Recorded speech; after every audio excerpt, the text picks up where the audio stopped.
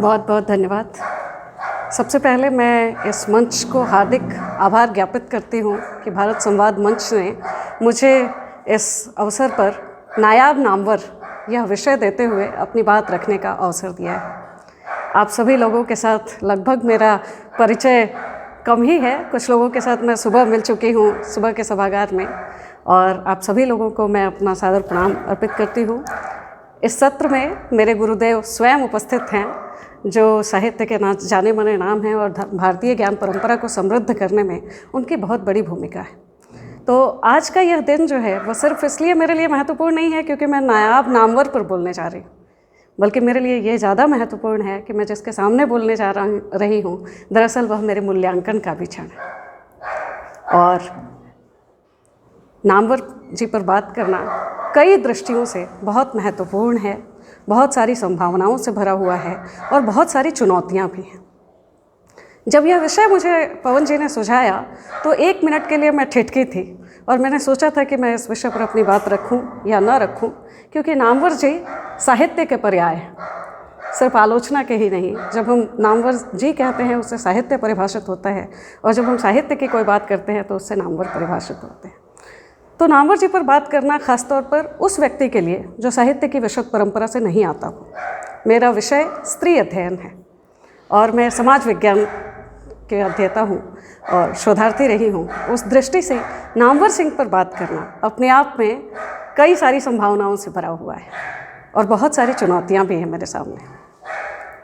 संभावना ये है कि चूँकि मैं साहित्य की विद्यार्थी नहीं हूँ, इसलिए मैं नामवर जी को उसी दृष्टि से नहीं देखती हूँ जिस दृष्टि से साहित्य का कोई विद्यार्थी देखता है या साहित्य का कोई लेखक कोई विचार देखता हो, बल्कि मैं नामवर जी को उनकी रचनाओं के माध्यम से, उनके व्यक्तित्व के माध्यम से, उनकी कृतियों के माध्यम से, और एक ऐसे व्यक्ति जिन्होंने आलोचना के नए प्रतिमान स्थापित किए हों, उनमें उन्होंने स्त्री को किस दृष्टि से देखा, स्त्री आलोचना के संदर्भ में नामवर जी के क्या विचार थे, यह अपने आप में नया प्रयास।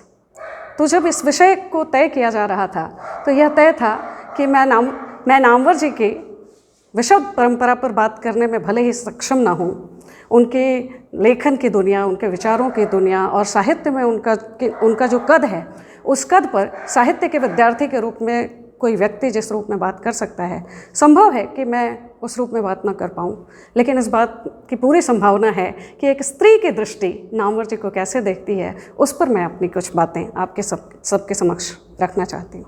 इसलिए अगर मुझसे कोई भूल हो जाए, कोई तकनीकी गलती हो जाए नामवर जी के बारे में बात करते हुए, उसके लिए मैं आपसे पहले ही क्षमा प्रार्थी हूँ। और अब मैं अपनी बात शुरू करती हूँ। नामवर जी साहित्य की दुनिया में ऐसे नाम हैं जिस पर बात करते समय, जिसकी आलोचना दृष्टि की पड़ताल करते समय, उनकी ही कही बातों को अगर मैं यहाँ उद्धृत करूँ, जो वह अपनी कविता के नए प्रतिमान के दूसरे संस्करण में कहते हैं, तो 2 दृष्टियों से नामवर जी पर बात करने की संभावना बनती है। पहली संभावना, जिसमें कविता के नए प्रतिमान के दूसरे संस्करण में वो एंटोनियो ग्राम्सी को उद्धृत करते हैं और वो कहते हैं कि युद्ध के क्षेत्र में दुश्मन के सबसे कमज़ोर मोर्चे पर हमला करके हासिल कर लेना भले ही रणनीति की सफलता हो, पर बौद्धिक क्षेत्र में सबसे मजबूत और मुश्किल मोर्चे की विजय ही असली विजय है। तो नामवर जी के बारे में बात करना दरअसल बौद्धिक क्षेत्र में एक उसी तरह की चुनौती का मसला है जिस पर हम बात कर सकते हैं। कविता के उसी नए प्रतिमान की उसी पुस्तक में नामवर जी अगली पंक्ति यह कहते हैं कि रस ग्रहण के कार्य में हर पाठक अकेला है और अपनी नियति का पथ उसे अकेले ही तय करना है। इसका मतलब मैं ये लगाती हूँ कि नामवर जी को मैं कैसे समझती हूँ और उनके रस ग्रहण की पूरी प्रक्रिया एक व्यक्ति के तौर पर, एक विचार के तौर पर और एक दृष्टि के तौर पर एक स्त्री कैसे देखती है, इस पर गौर किया जाना ज़रूरी है। नामवर जी के साहित्यिक अवदान के बारे में मेरे पास कहने के लिए कुछ भी ज़्यादा नहीं है, सिवाय इसके कि आप में से कोई भी ऐसा व्यक्ति नहीं है जो उनके साहित्यिक अवदान से परिचित नहीं है।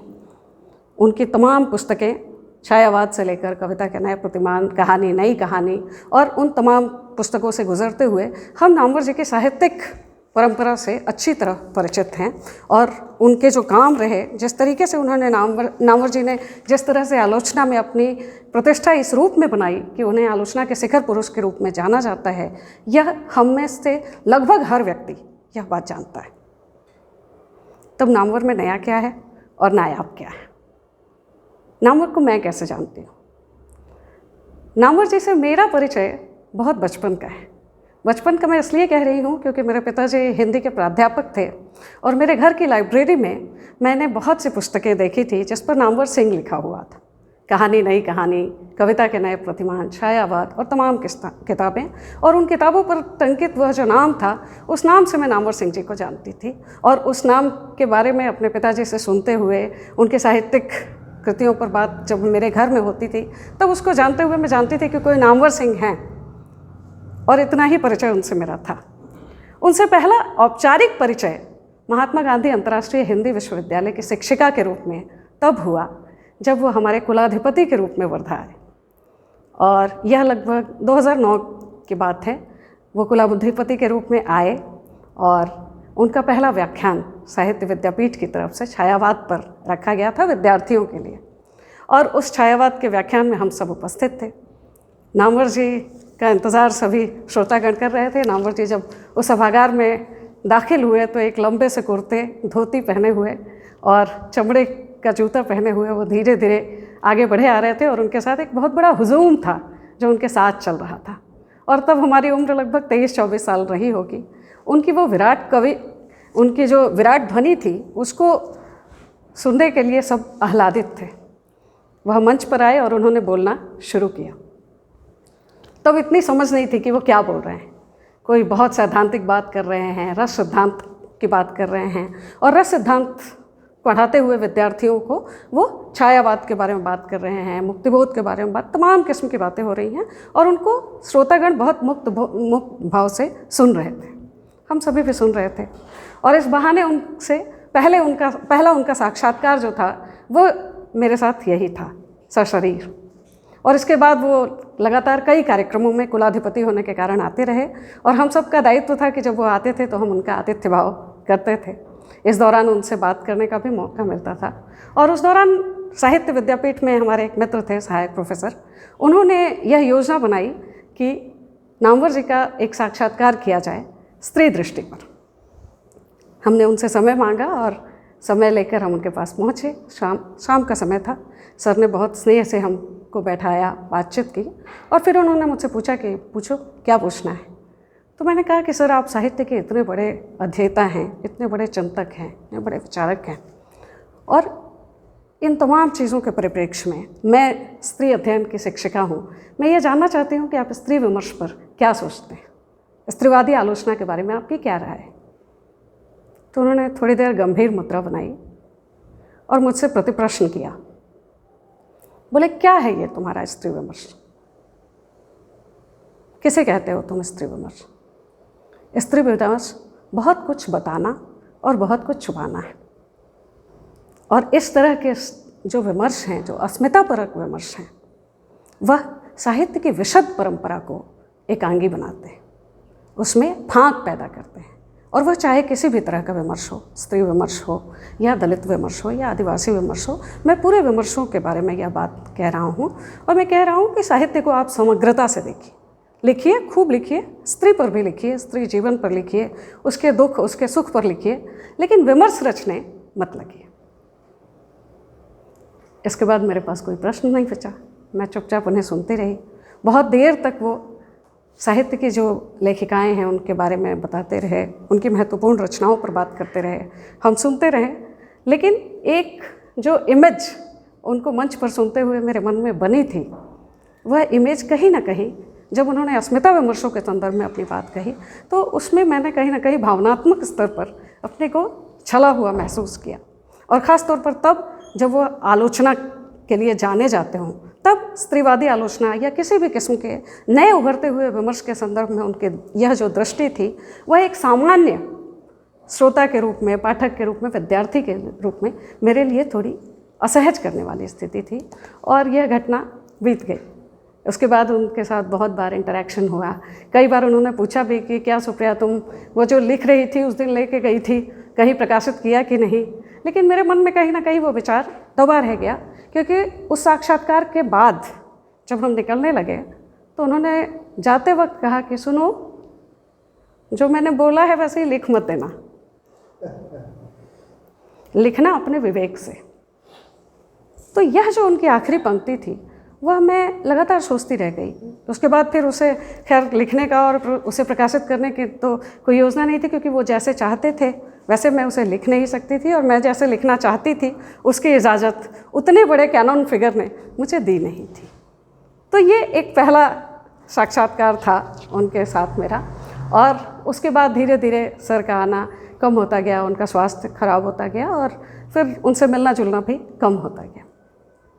कुछ समय बाद जब फिर स्थितियाँ बदली और उनके बारे में बहुत कुछ पढ़ते रहे हम लोग, उनकी रचनाओं से रूबरू होते रहे, इवन कि उनके जाने के बाद भी जो चीज़ें पढ़ते गए हम लोग, उसके बाद लगातार मैं यही सोचती रही कि नामवर सिंह को ठीक ढंग से, जिस ढंग से उनके बारे में बात की जानी चाहिए, जिस ढंग से उनके बारे में विश्लेषण किया जाना चाहिए, मुझे लगा, हो सकता है कि मैं गलत हूँ, लेकिन मुझे लगा कि ठीक ढंग से उनका विश्लेषण नहीं हुआ।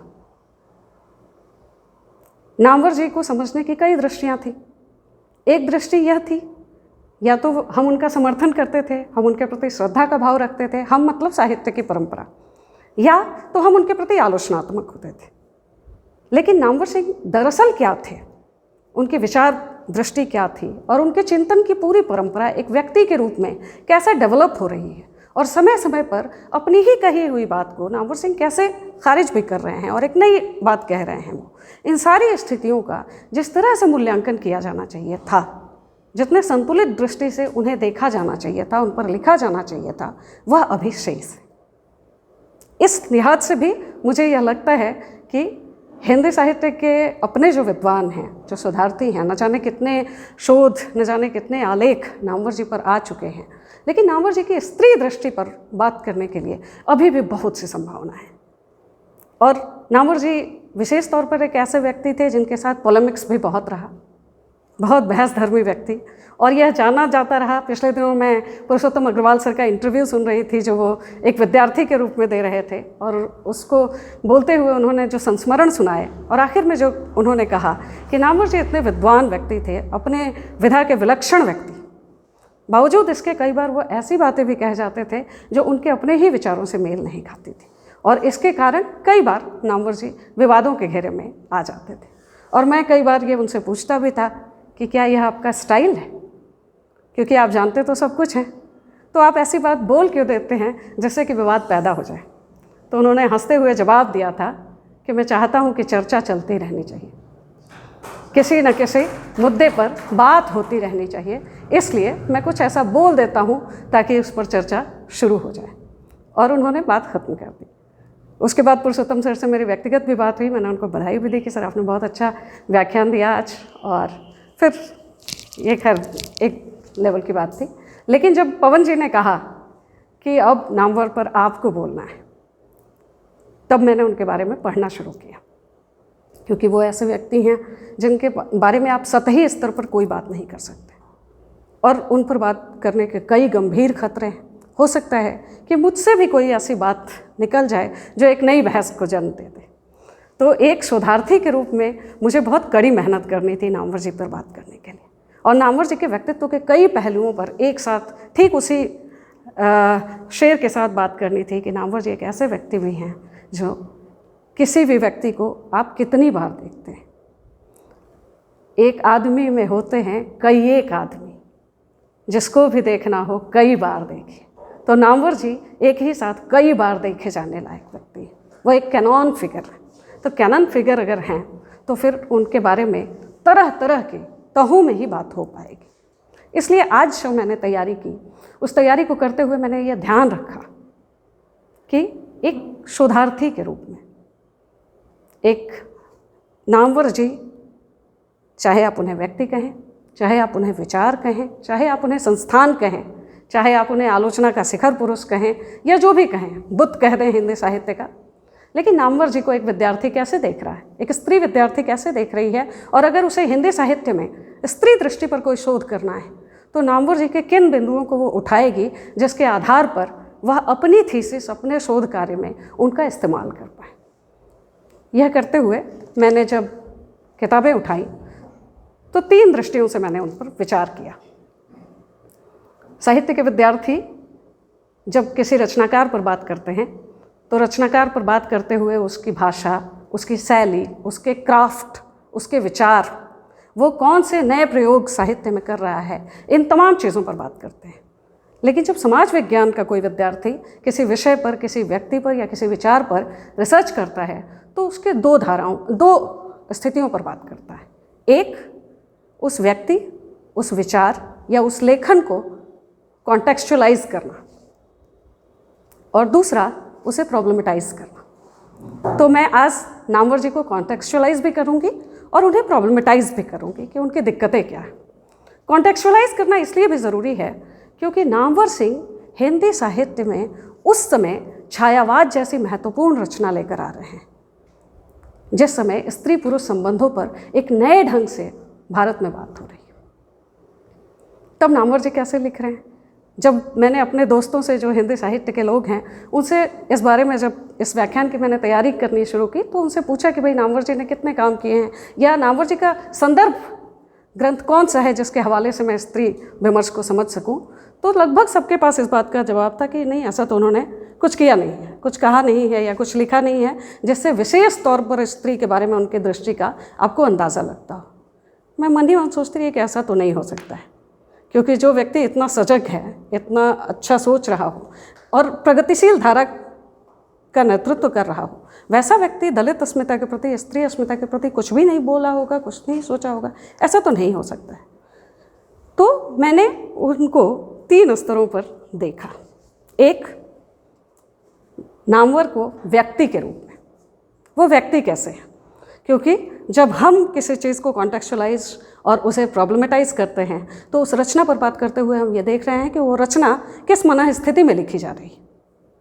लेखक जो है उसकी अपनी सोशल इकोनॉमिकल लोकेल क्या है, उसका पॉलिटिकल लोकेल क्या है, और उस लोकेल से वो कौन सी बात कह रहा है, और फिर उसमें क्या प्रॉब्लम्स है।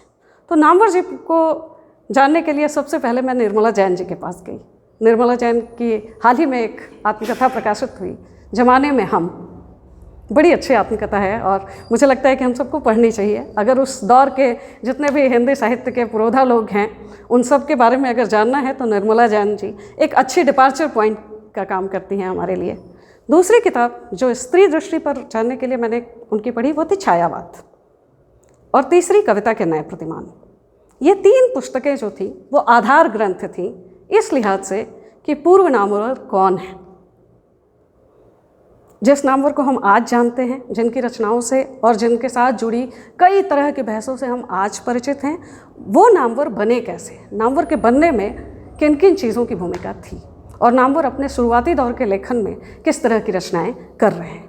तो उस दृष्टि से मुझे छायावाद एक बहुत ही प्रामाणिक कृति के रूप में मिली, जिसमें नामवर सिंह कई स्त्री और पुरुष के संदर्भों में कई महत्वपूर्ण बातें करते हैं, और मैं उन बातों का जिक्र ज़रूर यहाँ पर करना चाहूँगी।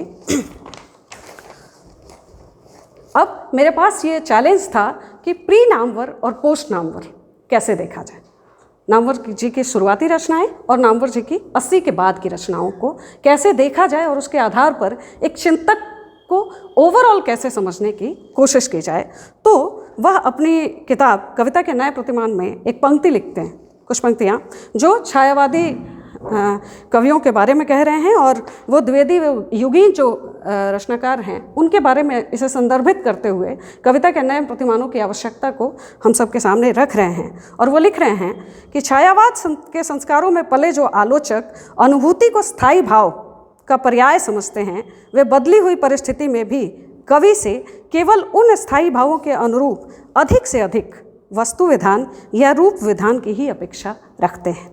उनका ख्याल है कि नए वस्तु विधान के बावजूद स्थायी भावों की सार्वजनीनता के कारण काव्यगत भावों के साधारणीकरण में कोई कठिनाई नहीं होगी। अपनी इस धारणा के अनुरूप वे नई कविता के नए बिंबों में चिर परिचित स्थायी भाव को ढूंढने का प्रयास करते हैं, और जिन ढूंढा तिन पाइयाँ के तर्ज पर वो प्रायः उसे पा भी जाते हैं। क्योंकि सच पूछिए तो खोजने की समस्या है भी नहीं, किंतु कभी कभी नए बिंबों से चीर परिचित स्थायी भाव भी नहीं मिलते। तब वे अपने काव्य सिद्धांत को दोष देने की बजाय नई कविता को ही दोषी मान लेते हैं। वे ये भूल जाते हैं कि कवि कर्म शास्त्र निरूपित कुछ गिने चुने स्थायी या संचारी भावों को उद्धृत करना नहीं है, बल्कि नई वास्तविकताओं से उत्पन्न होने वाली वृत्तियों को उजागर करना है। ये कविता के नए प्रतिमान का जस्टिफिकेशन वो दे रहे हैं। वही साहित्य की विशुद्ध परंपरा ज्ञान परंपरा में भाव और तार्किकता के स्तर पर पैदा होने वाले नए स्वरों को स्वीकार करने और उन्हें तरजीह देने के स्थान पर उन्हें एकांगी या विखंडनकारी कैसे मान सकती। जब नामवर सिंह कह रहे हैं कि साहित्य में स्त्री की या दलित की या अस्मिता की कोई परंपरा नहीं हो सकती है, वही नामवर सिंह कविता के नए प्रतिमान में यह बात कह रहे हैं कि हमको अपने पुरातन जो सोच है उसको बदलने की आवश्यकता है और नए स्वरों को, कविता के नए प्रतिमानों को गढ़ने की आवश्यकता है। खास तौर पर जब हम स्त्री अध्ययन के बारे में बात करते हैं और फैमिलिस्ट स्टैंड पॉइंट थ्योरी के बारे में जब हम बात करते हैं, तो फैमिलिस्ट स्टैंड पॉइंट थ्योरी अपने आप में एक नया डिसिप्लिन है, एक इमर्जिंग डिसिप्लिन है, और वो यह मान के चलता है कि साहित्य जो है वह प्रस्थान बिंदु का काम करता है जीवन की स्थितियों को देखने की। खास तौर पर स्त्री जीवन की परिस्थितियों को देखने में साहित्य जो है वह स्त्री अध्ययन के अध्येताओं के लिए एक बहुत महत्वपूर्ण स्रोत का काम करता है।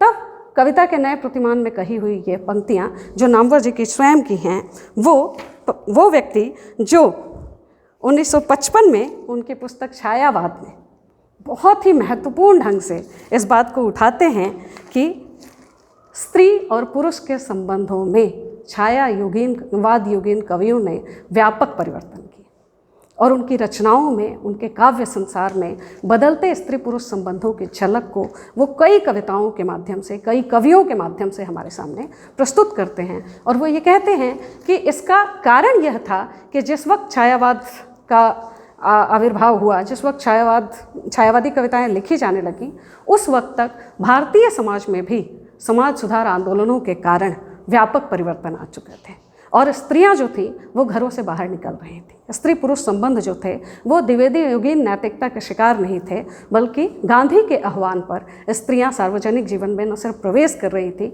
बल्कि स्वतंत्रता के आंदोलन में भी अपना रोल प्ले कर रही थी।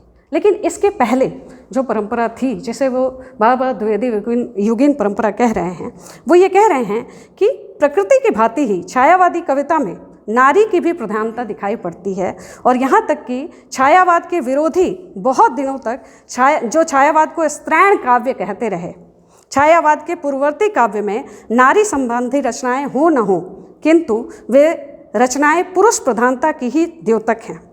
द्विवेदी युग की कविता जो नारी के प्रति दया का भाव है पर यथोचित सम्मान का भाव नहीं रखती है।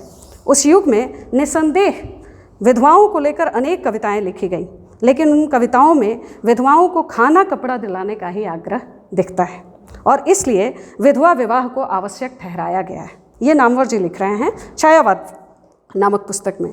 द्विवेदी युग का यह काव्य एक प्रकार से अनाथालय प्रतीत होता है, जिसमें नारी को आश्रय देने के साथ ही बंदनी भी बनाया गया और इस तरह वह अपने सहज जीवन से विच्छिन्न कर दी गई है।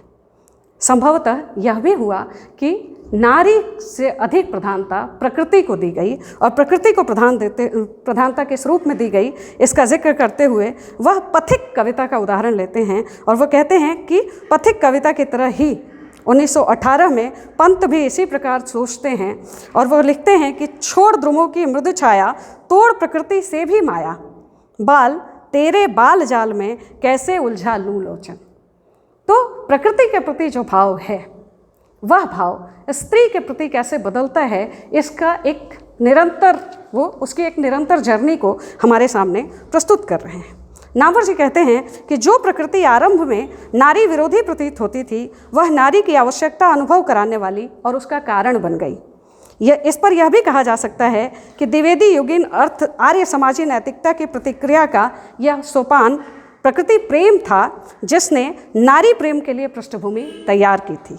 कविता में नारी दृष्टिकोण से हुए परिवर्तनों को नामवर आकस्मिक घटना के रूप में नहीं देखते हैं, बल्कि वो उसे समाज सुधार आंदोलनों और गांधी के प्रभाव में देखते हैं, और वो गांधी के प्रभाव को बहुत विशद तरीके से साहित्य और छायावाद की परंपरा में कैसे पढ़ रहा है, इसको उल्लेखित करते हुए लिखते हैं कि नई शिक्षा के द्वारा लड़कियों को नई दुनिया का ज्ञान हुआ और उनमें नए विचारों का अभ्युदय हुआ। इससे लड़कियों में स्त्री स्वतंत्रता का भाव पैदा हुआ। नई पीढ़ी के देखा देखी पुरानी पीढ़ी की महिलाओं में भी अनजाने ही नवजागरण के प्रति आकर्षण प्रतीत होने लगा।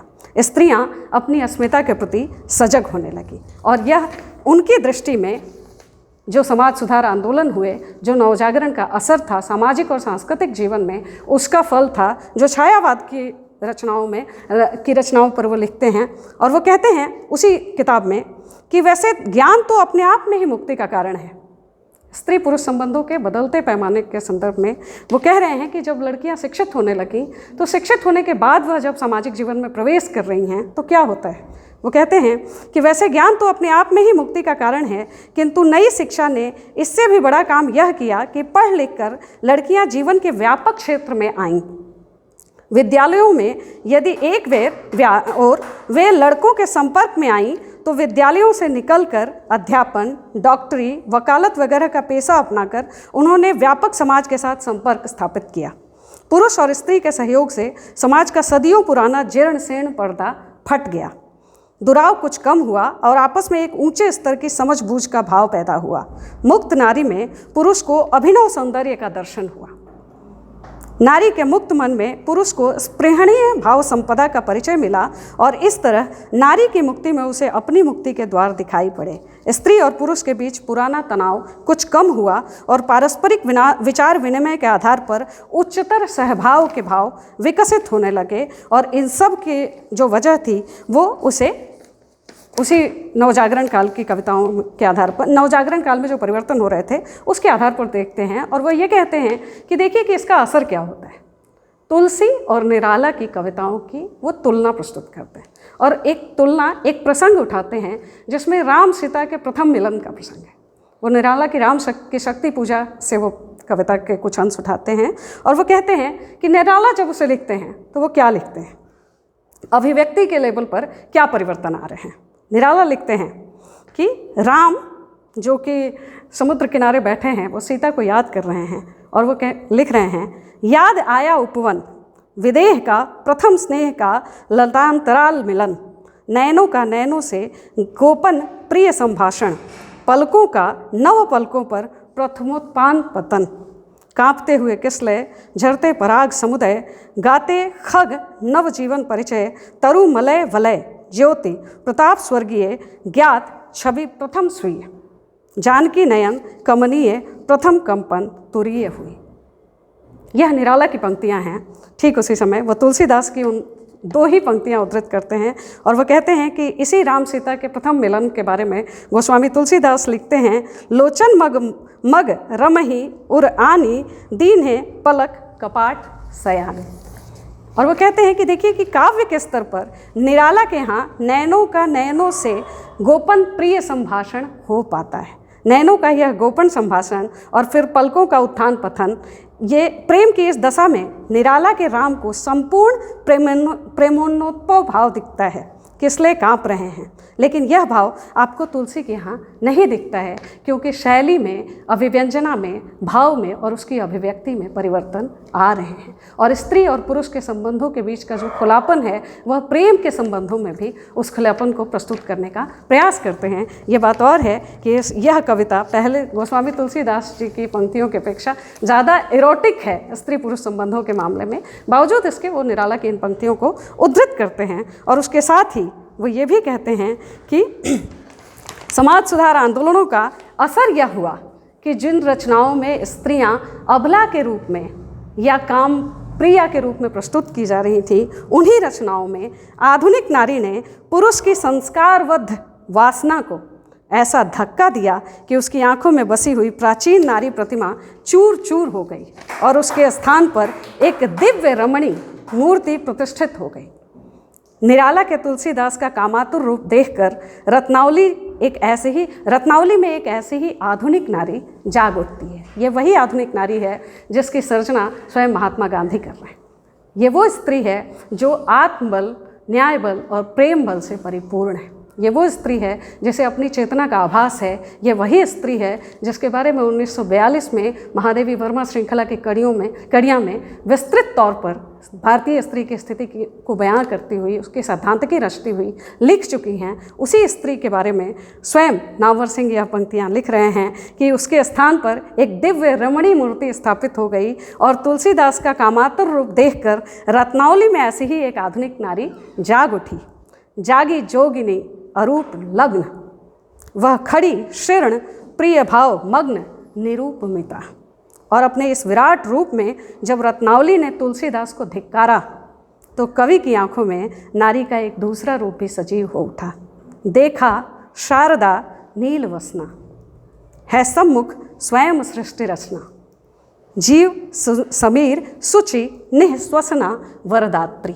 अब यह एक ऐसी स्त्री थी जिसकी अनुभूति आधुनिक तुलसीदास की थी, प्राचीन तुलसीदास की नहीं थी। यह वह स्त्री थी जिसके स्वरूप में सरस्वती की कल्पना की जा रही थी। यह वह स्त्री थी जो एक जागृत स्त्री थी, जिसके बारे में निराला जो हैं वह अपनी इस पंक्तियों में लिख रहे हैं। और छायावाद की उस पूरी किताब में स्त्री पुरुष संबंधों के बदलते प्रतिमानों की भी चर्चा करते हुए निराला यह लिखते हैं कि कम से कम छायावाद ने यह किया कि जो द्विवेदी युगीन कविताओं में स्त्रियों की एक अबला नारी की छवि थी, बहुत ही कमज़ोर एक स्त्री जो प्रस्तुत की जा रही थी, जो समाज के सापेक्ष थी, समाज पर निर्भर थी, वह स्त्री छायावाद में बदल जाती है।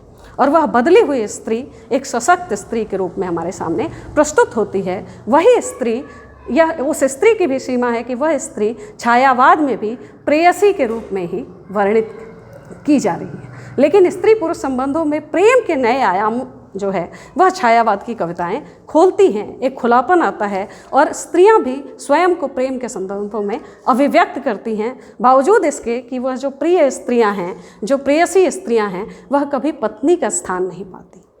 वह सिर्फ ख्वाबों में, सपनों में प्रेयसी ही बनकर रह जाती हैं। और यहाँ पर एक और विरोधाभास भी दिखता है कि वो लिखते हैं कि यहाँ स्त्री के संबंध में नामवर जी का निष्कर्ष थोड़ा असमंजस पैदा करता है।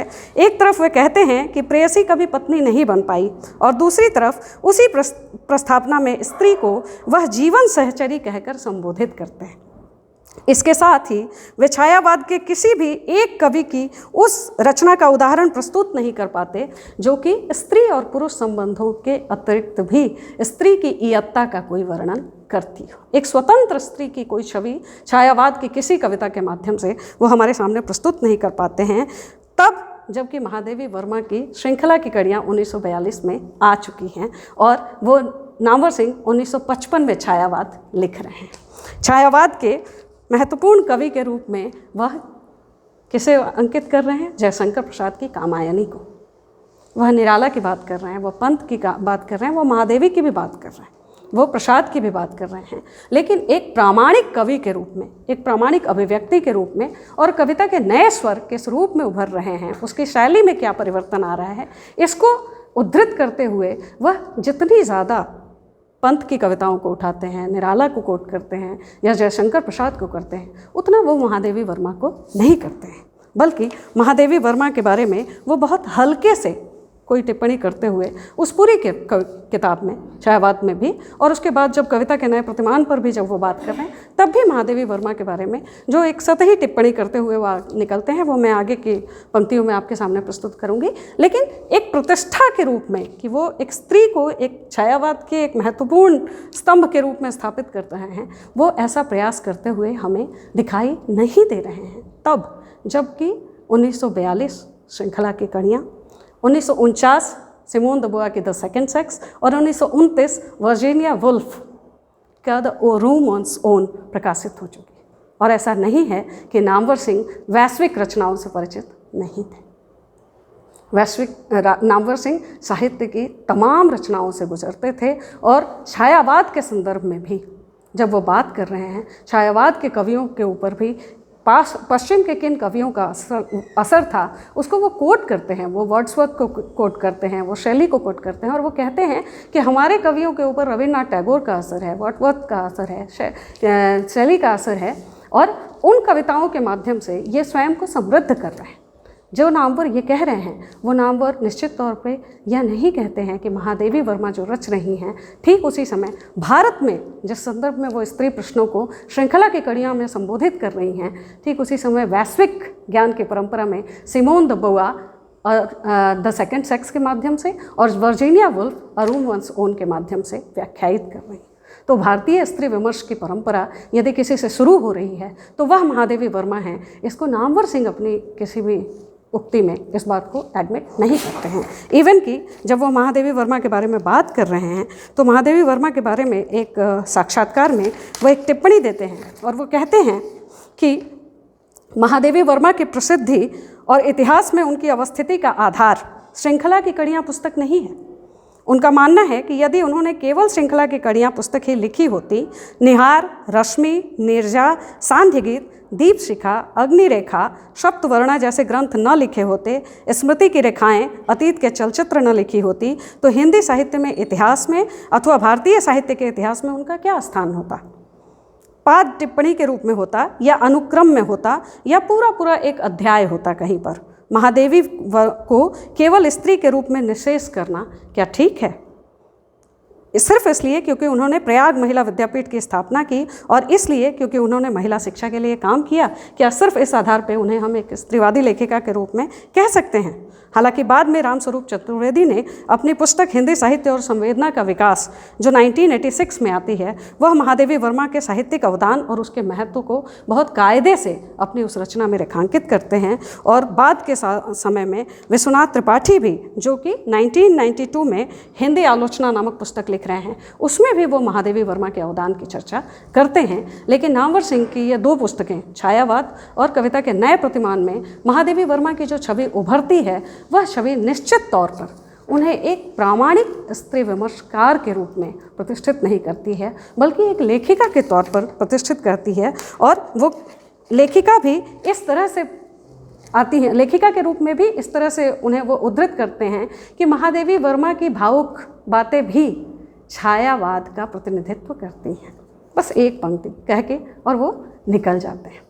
महादेवी वर्मा का इतना महत्वपूर्ण साहित्यिक अवदान, जिसे आज के समय में स्त्रीवादी साहित्यिक आलोचना रेखांकित कर रही है और वैश्विक स्तर पर भी भारतीय स्त्री विमर्श जो है वो महादेवी वर्मा को प्रथम स्त्रीवादी चिंतक के रूप में स्थापित कर रहा है। क्योंकि 1942 में श्रृंखला की कड़ियाँ जिस दौर में लिखी जा रही थी, उस दौर में भारत छोड़ो आंदोलन का भी दौर है, महात्मा गांधी का दौर है और भारतीय स्त्री पर्याप्त रूप से सशक्त हो चुकी है। और उसका आह्वान करते हुए महादेवी वर्मा जाग तुझको दूर जाना जैसी पंक्तियाँ लिख रही हैं।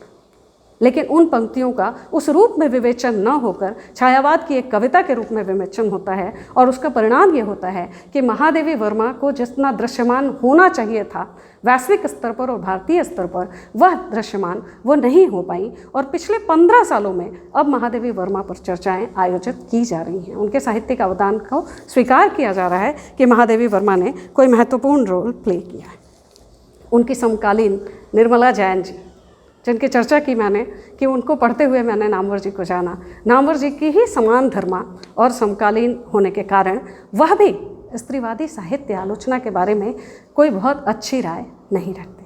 और उनका यह मानना है कि नामवर जी उनका यह मानना है कि स्त्रीवादी साहित्य परंपरा अपने आप में ज्ञान परंपरा की विखंडित परंपरा है। और वो बहुत ही तल्ख टिप्पणी करती हैं और उस तल्ख टिप्पणी को मैं आपके सामने प्रस्तुत करना चाहूँगी कि वो किस रूप में स्त्री विमर्श को देख रही हैं। उनके बारे में बात किया जाना इसलिए भी ज़रूरी है क्योंकि निर्मला जैन दरअसल नामवर जी की ही परंपरा को, आलोचना की परंपरा को आगे बढ़ा रही हैं, ऐसा माना जाता है।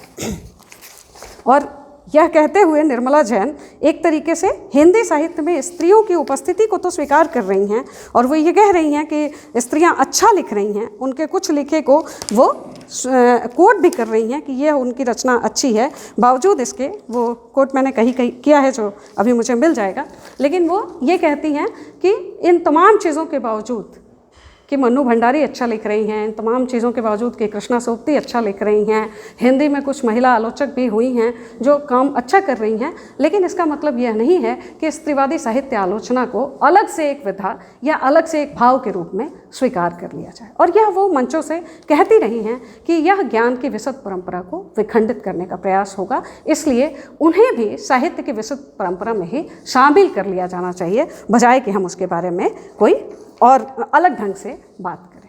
नामवर जी के बारे में एक बहुत महत्वपूर्ण टिप्पणी करती हुई वह अपनी किताब में लिखती हैं कि नामवर जी के बारे में यह कहा जाता है कि वह लिखते कम हैं और बोलते ज़्यादा हैं। तो जो उन्होंने बोल दिया उसे उसका लिप्यांतरण करा दिया गया, उसे बाद में लोगों ने एडिट करके भी प्रकाशित किया, लेकिन नामवर जी लिखते किन स्थितियों में हैं उस स्थिति की अपनी उस आत्मकथा में चर्चा करती हुई कहती हैं कि नामवर जी अपनी कलम का इस्तेमाल 2 ही स्थितियों में करते हैं, किसी के दबाव में या किसी से हिसाब चुकता करने के लिए। उनकी दूसरी पुस्तक दूसरी परंपरा की खोज भी, जिसे वह अपनी सर्वोत्तम कृति मानते हैं, वह अपने गुरु के प्रति श्रद्धांजलि अर्पित करने के सात्विक मनोभाव से लिखी गई है। कविता के नए प्रतिमान में कुछ मौलापन सी झांक और कुछ मित्रों के दबाव में की गई रचना है। इसके अलावा नामवर सिंह जो लिखते हैं वह कभी कभार का ही लिखना होता है। यह निर्मला जैन की उक्तियां हैं जो वह नामवर जी के बारे में कर रही हैं। मैं उन बहसों में नहीं जाऊंगी कि साहित्य की अपनी राजनीतियाँ क्या हैं, साहित्य की अपनी विचारधाराओं में उठापटक का इतिहास क्या है, क्योंकि वो सब आप मुझसे ज़्यादा बेहतर तरीके से जानते हैं। लेकिन इस साहित्य की इस पूरी राजनीति को और उसे लेखन में कैसे लाया जाए, लेखन के स्तर पर किसी रचना को बहुत श्रेष्ठ और किसी रचना को मध्यम या किसी रचना को कैसे कमतर करना है, स्वयं उनकी समकालीन निर्मला जैन ये कहती हैं कि नामवर जी ये करते हैं। और नामवर जी बाकायदा अपने व्याख्यानों के ज़रिए, अपनी चिंतन परंपरा के ज़रिए और अपने लेखन के ज़रिए वो इस काम को करते हैं कि वो अपने लेखन से लोगों से हिसाब चुकता करते हैं। और यह पंक्तियाँ जो हैं वो बहुत मुझे महत्वपूर्ण लगी आपके सामने प्रस्तुत करने में। इसके अलावा जो नामवर जी हैं उनके बारे में मैं इसको स्किप करती हूँ कि नामवर जी और क्या कह रहे हैं, लेकिन यह जो भाव है नामवर जी का, जो छायावाद में वो व्यक्त कर रहे हैं, जो कविता के नए प्रतिमान में व्यक्त कर रहे हैं कि कम से कम वह स्त्री प्रश्नों पर कुछ बोल रहे हैं और बहुत सजगता से बोल रहे हैं, और उसे छायावाद की एक महत्वपूर्ण प्रवृत्ति के रूप में रेखांकित कर रहे हैं कि कविताओं में स्त्री पुरुष के जो संबंध बदले हैं वह कविताओं में देखा जा सकता है। वही नामवर सिंह जब कविता के नए प्रतिमान 1983 का संस्करण आता है उसमें स्पष्ट तौर पर ये कह रहे हैं कि स्त्री विमर्श को यदि व्यापक सामाजिक विमर्श से अलग कर दिया जाए तो उसकी प्रभावशीलता कम हो जाएगी, इसलिए उसे अलग से उस पर बात करने की ज़रूरत नहीं है। अब आप देखिए कि यह जो बदलाव है यह 80 के बाद का बदलाव, यह पूर्व नामवर प्रकरण एक तरह से ख़त्म हो रहा है। और जब मैं पूर्व नामवर को पढ़ रही थी, उनकी रचनाओं को पढ़ रही थी, इवन कि दूसरी परंपरा को खोज को जब मैं पढ़ रही थी, तब भी मुझे नामवर जी बहुत फैसिनेट करते हैं, क्योंकि वो इतने विलक्षण व्यक्ति हैं। वह जिस तरह से सैद्धांतिकी को गढ़ रहे हैं, जिस तरह से अपनी बात कह रहे हैं, जिस तरह से अपनी रचनाओं में बदलते हुए सामाजिक सांस्कृतिक संदर्भों को लेकर आ रहे हैं, उसे पढ़कर कोई भी पाठक अपने आप को बहुत समृद्ध करता है। तो जब मैं नामवर जी को पढ़ रही थी 80 के पहले, तो मैं बहुत समृद्ध हो रही थी और मुझे लग रहा था कि इनसे बेहतर विचारक, इनसे बेहतर चिंतक साहित्य की दूसरी परंपरा में दूसरा कोई नहीं है, और ये सच भी है।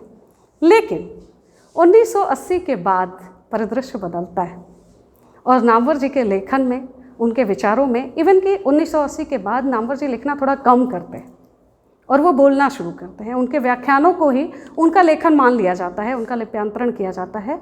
उन व्याख्यानों के माध्यम से नामवर जी क्या कह रहे हैं यह जानना ज़रूरी है।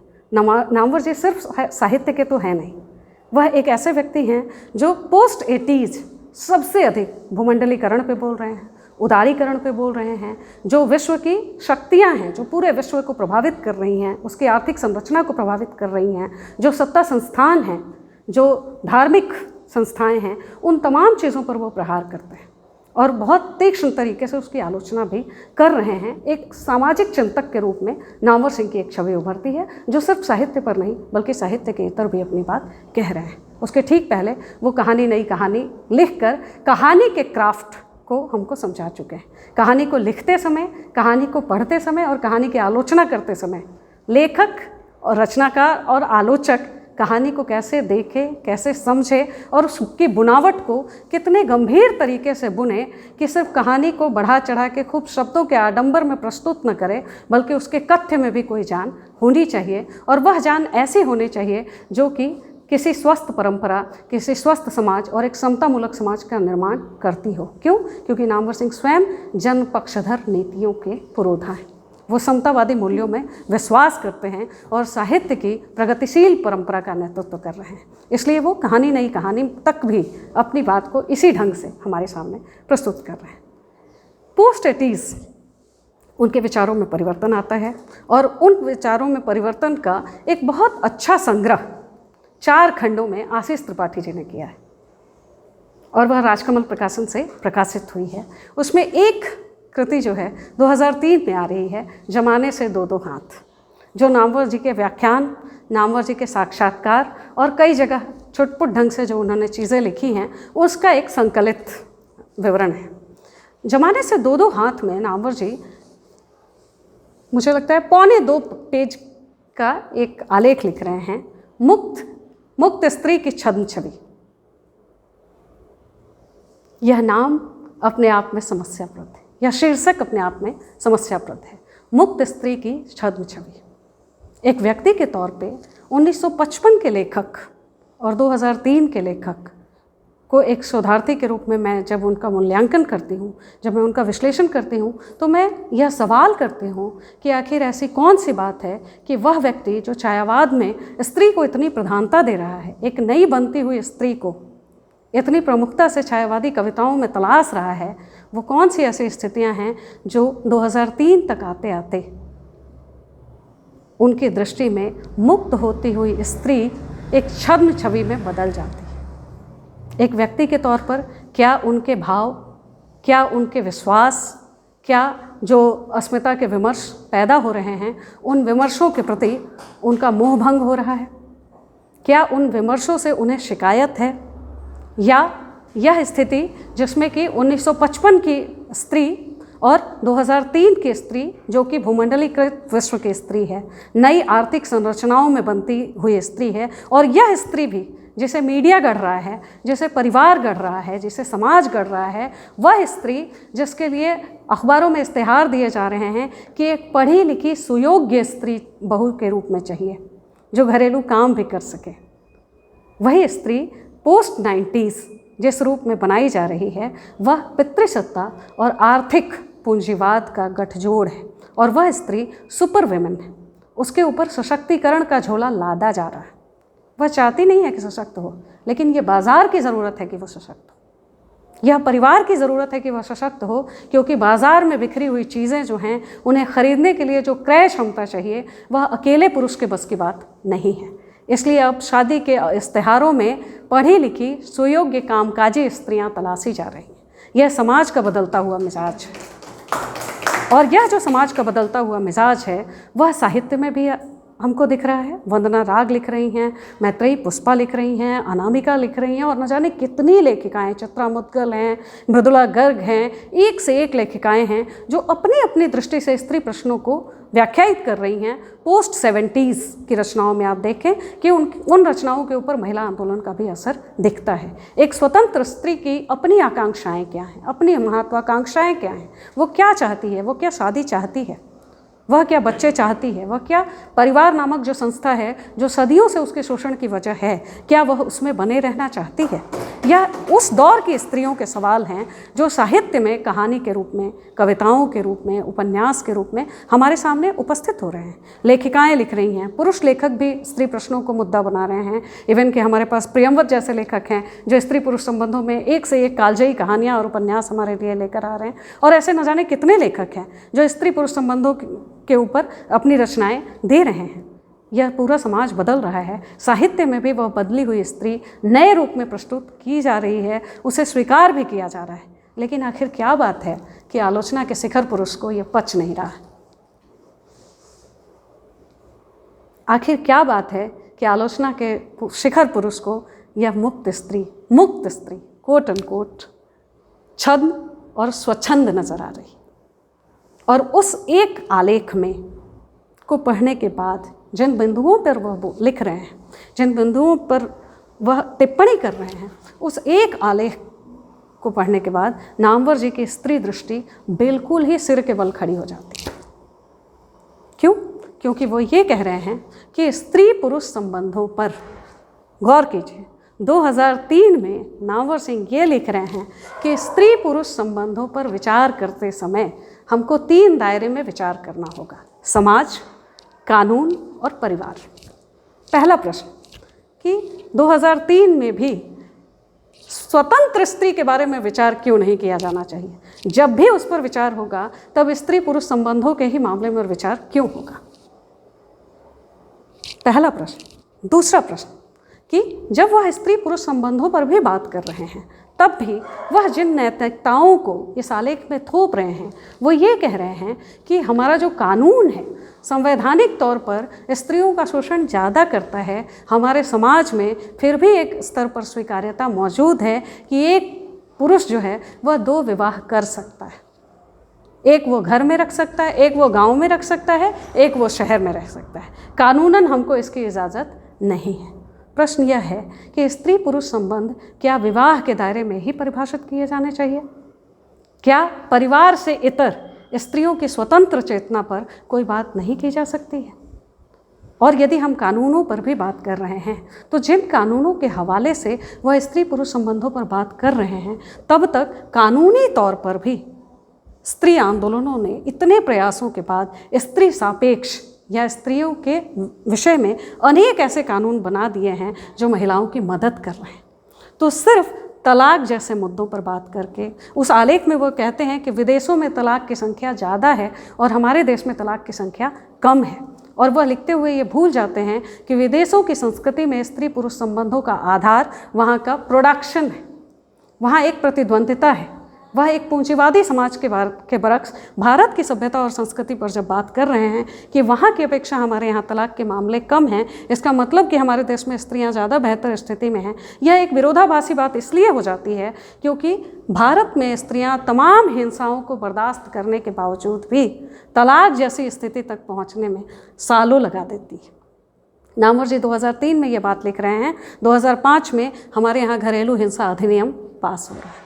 इसका मतलब ये है कि भारत की महिलाएं भी घरों के अंदर होने वाली हिंसाओं से भयानक त्रस्त हैं और वो उसके लिए एक कानून की मांग कर रही हैं कि वह कानून बनना चाहिए जिससे हमें हिंसा से मुक्ति मिल सके। और नामवर जी कह रहे हैं कि हमारे यहाँ तलाक की संख्या कम है। निश्चित तौर पर तलाक की संख्या कम है क्योंकि गांधी जब स्वाधीनता आंदोलन में स्त्रियों की सहभागिता सुनिश्चित कर रहे थे तब भी उन्होंने यही कहा था कि अहिंसा और सत्य, यह जो 2 मूल्य हैं, इनका वहन महिलाएं पुरुषों की अपेक्षा ज़्यादा बेहतर ढंग से कर सकती हैं क्योंकि उनके अंदर सहन शक्ति बहुत अधिक होती है। उनके अंदर धैर्य और करुणा का भाव जो है वह अपने आप आ जाता है, वात्सल्य और क्षमा का भाव अपने आप आ जाता है। इसलिए आज़ादी के आंदोलन का नेतृत्व यदि कोई कर सकता है तो वह भारतीय स्त्रियां ही होंगी। और वह यह कह के भारतीय स्त्रियों के प्रति आत्मविश्वास का जो भाव पैदा करते हैं, एक नई किस्म की स्त्री जो वो गढ़ते हैं, जो अंग्रेज़ों के सामने खड़ी की जाती है, उस स्त्री के बरक्स जिसकी चर्चा जेम्स मिल अपनी किताब में करते हैं the history of British India में, कि हम अपनी औरतों के साथ बहुत बुरा बर्ताव करते हैं, उनके साथ गुलामों की तरह बर्ताव करते हैं। गांधी कहते हैं कि भारतीय स्त्रियों की तुलना तो पूरे विश्व की किसी भी स्त्री से नहीं की जा सकती। क्यों? क्योंकि उसके अंदर सहनशीलता का भाव, आत्मबल उसके अंदर बहुत प्रबल है। वह आत्मबल 2003 में नामवर सिंह को किस रूप में दिख रहा है? वह यही सहनशीलता है जो मध्यम वर्गीय घरों में, उच्च वर्गीय घरों में स्त्रियां इसी सहनशीलता का परिचय देते हुए घरों के अंदर होने वाली हिंसाओं को दबाए रखती हैं। उस पर बात नहीं होती है और शायद मुझे लगता है कि 10 में से कोई एक ही स्त्री होगी जो खुलकर यह भी कहेगी कि मेरे साथ हिंसा हो रही है। कानून के दरवाजे तक जाना तो बहुत दूर की बात है, क्योंकि हमारे समाज में ये कहा जाता है कि जो स्त्रियां कानून के सहारा लेने के लिए उस दरवाजे तक पहुंच जाती है, उसके लिए घर के दरवाजे बंद हो जाते हैं। तो जब घर का दरवाज़ा बंद हो जाएगा तो वह स्त्री जाएगी कहाँ? तब जबकि वह स्त्री आर्थिक तौर पर स्वतंत्र न हो। लेकिन यह स्वतंत्र स्त्री छद्म स्त्री के रूप में हमारे आलोचक को खटक क्यों रही है? सवाल है। और सवाल इसलिए भी बनता है क्योंकि उसी आलेख में वह समलैंगिकता की भी बात करते हैं और वह कहते हैं कि समलैंगिकता प्राकृतिक नहीं है, चाहे स्त्री स्त्री के बीच हो, चाहे पुरुष पुरुष के बीच में हो, लेकिन एक तो समलैंगिकता प्राकृतिक नहीं है, दूसरे की वह साहित्य में जिस रूप में आ रही है वह खतरनाक है, वो साहित्य की परंपरा को डाइवर्ट कर रही है और डाइवर्ट करने से होगा ये कि हमारे यहाँ वो एक नॉर्म के रूप में तब्दील हो जाएगा। आप सेक्स संबंधों को प्रस्तुत कीजिए, अगर वो यथार्थवादी चित्रण है तो उसे साहित्य में लाइए, लेकिन वह उसे एक नॉर्म के रूप में पेश मत कीजिए कि फिर साहित्य बहुत सस्ते ढंग के एक लोकप्रिय मनोरंजन के माध्यम के रूप में खरीदा भी जाने लगे और पढ़ा भी जाने लगे, क्योंकि इसमें स्त्री पुरुष संबंधों को लेकर बहुत चटखारे की बातें कही गई हैं। और आमतौर पर जब किसी स्त्री लेखिका के बारे में कोई बात होती है, उसके लेखन पर जब चर्चा होती है, तो पहली बात यही होती है कि वो बहुत बना के लिखती है, वह सेक्सुअलिटी पे बहुत लिखती है, हाँ, वह स्त्री पुरुष संबंधों पर बहुत लिखती हैं, वो घर द्वार चूल्हे चौके पे बहुत लिखती हैं, आपसी संबंधों पर बहुत लिखती हैं। सवाल ये है कि स्त्रियां और क्या लिखें?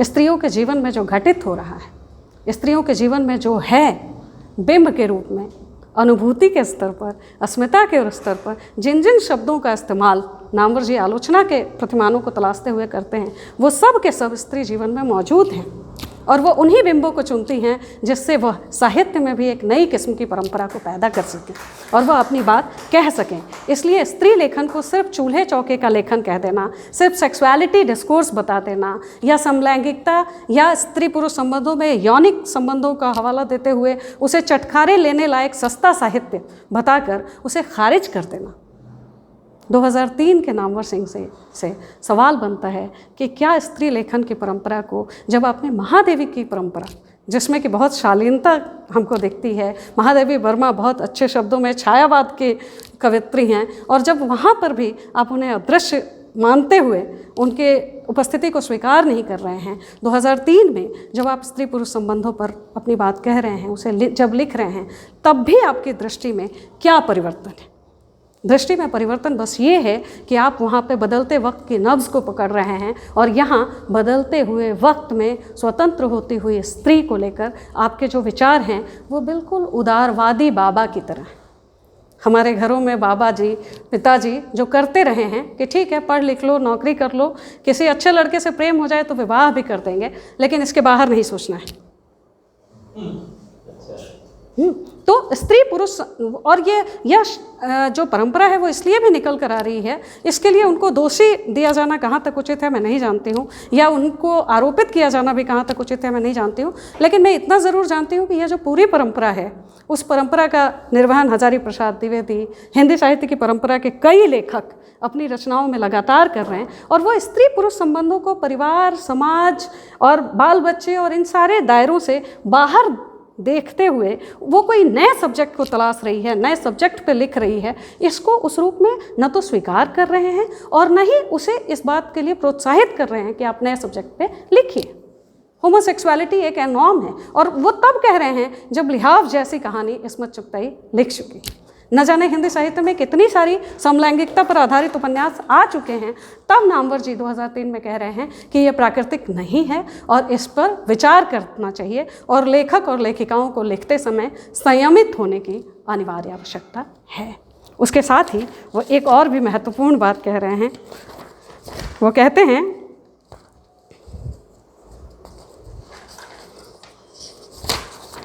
हाँ, वो लिखते हैं उसी आलेख में कि अब स्त्रियां कामकाजी हो गई हैं। वे कामकाजी स्त्रियों के प्रति उदारवादी दृष्टि का विचार रखते हुए मानते हैं कि स्त्रियां चूंकि अब कामकाजी हो गई हैं, इसलिए वे अधिक उग्रता से अपने अधिकारों की मांग कर रही हैं। पर मुझे कोई यह बताए कि स्त्रियां कब कामकाजी नहीं थी।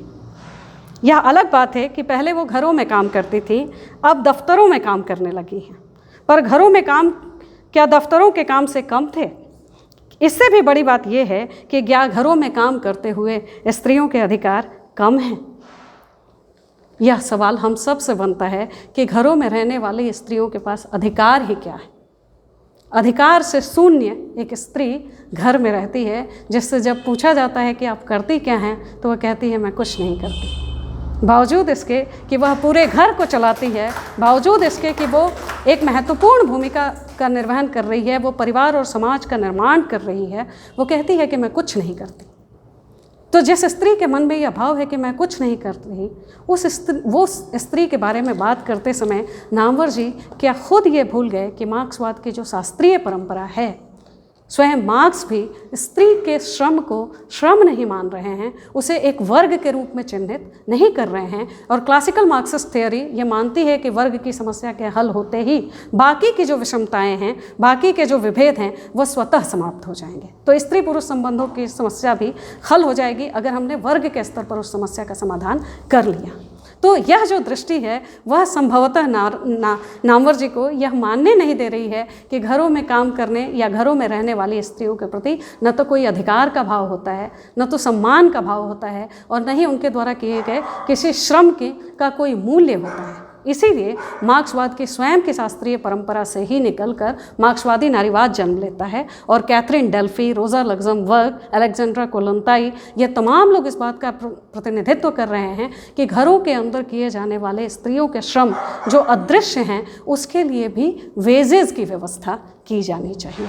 क्यों? क्योंकि वह महिला एक ही साथ इस पूंजीपति समाज के लिए अप्रत्यक्ष मजदूर के रूप में उत्पादन का भी काम कर रही है, दूसरे वह पुनरुत्पादन की भूमिका निभाते हुए second generation of working class पैदा कर रही है, और तीसरा वह कल्चरल रिप्रोडक्शन का भी काम कर रही है, क्योंकि वही सिखाती है कि ईमानदार रहिए, वही सिखाती है कि बड़ों का सम्मान कीजिए, वही सिखाती है कि आपको झूठ नहीं बोलना है, और वह अपने मालिक वर्ग के प्रति आपको कितना ईमानदार रहना है, इसकी सारी शिक्षा स्त्रियां घरों में रहकर अपने बच्चों को देती हैं। इसीलिए स्त्रियों को प्रथम पाठशाला कहा जाता है। तो इस पूरी पंचवादी व्यवस्था में जो मार्क्सवादी नारीवादी चिंतक हैं, उनका यह मानना है कि स्त्रियां 3 स्तरों पर उत्पादन, पुनरुत्पादन और सांस्कृतिक पुनरुत्पादन का काम करती हैं, जिसके लिए उन्हें न तो कोई श्रेय मिलता है और न ही उसका कोई मूल्य मिलता है। क्या नामवर जी नारीवादी मार्क्सवादी चिंतन की परंपरा से अपरिचित थे?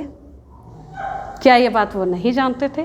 क्या वो इन विमर्शों को नहीं समझ रहे थे? आखिर क्या बात है जिसकी वजह से उन्हें इस तरह की चीज़ें लिखनी पड़ रही हैं, या स्त्रियों के प्रति उनके मन में जो चिंता का भाव है, जो साहित्य में लेखिकाएं लिख रही हैं, उसके प्रति बहुत ज़्यादा अश्लीलता को लेकर उनके अंदर जो चिंता का भाव है, स्वयं को एक्सप्रेस करने को लेकर उनके अंदर जो चिंता का भाव है, और छद्म रूप से मुक्त होती हुई स्त्री के प्रति जिस चीज़ के लिए वो जिम्मेवार जिन चीज़ों को ठहराते हैं, मीडिया को, भूमंडलीकरण को, पूरी सामाजिक सांस्कृतिक व्यवस्था को जिस रूप में वो व्याख्यायित कर रहे हैं, उस रूप में व्याख्या करते हुए देखकर एक विद्यार्थी के रूप में मेरे मन में सहज यह प्रश्न उठता है कि नामवर सिंह पुनरीक्षण की मांग कर रहे हैं। उनके विचारों का पुनर्मूल्यांकन किया जाना ज़रूरी है, और यह इसलिए भी ज़रूरी है क्योंकि आलोचना के शिखर पुरुष होने के बावजूद सामाजिक सांस्कृतिक बदलावों की तासीर को न समझने के या तो वो भ्रम को पैदा कर रहे हैं, या वे उन विमर्शों पर बात न करके उसे प्रामाणिकता देने से बच रहे हैं। बहुत बहुत आभार।